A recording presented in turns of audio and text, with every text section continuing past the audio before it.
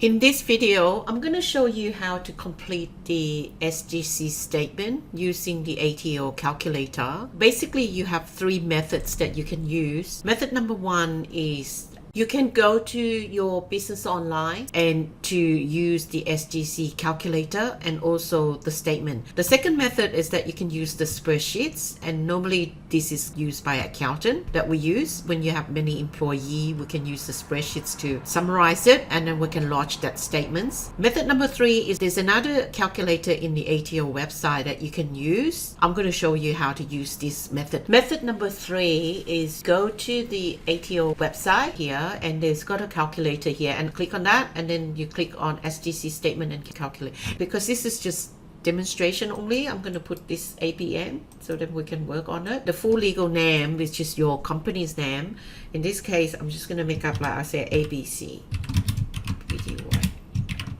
Business address, you put your real business address. Authorized person. Now I'm going to add the employee, and it's a Mr. and I put, say, Peter, Sam, and the day of birth. This is your employee's detail, and you have to put the real one. You put your employee's address there. Does your employee have a chosen super fund, or just in this case, I'll just make it simple. If they have, you say yes. If they don't, you say no. Okay, so I'll say no in this case. I got 1st of April 2023 to the 30th of June 2023. So show quarter. So see here, when you click on show quarter, it will have that, and it says incomplete. So you have to edit. Click on edit. And now total amount of salary and wages. And in this example, we use the same number, 30,000 for the quarter for the salary and wages. Have you paid any of your employees super to the fund for this quarter? No, we haven't. That's why we have to fill up this SGC statement. I save the employees and then I hit calculate. Can you see here?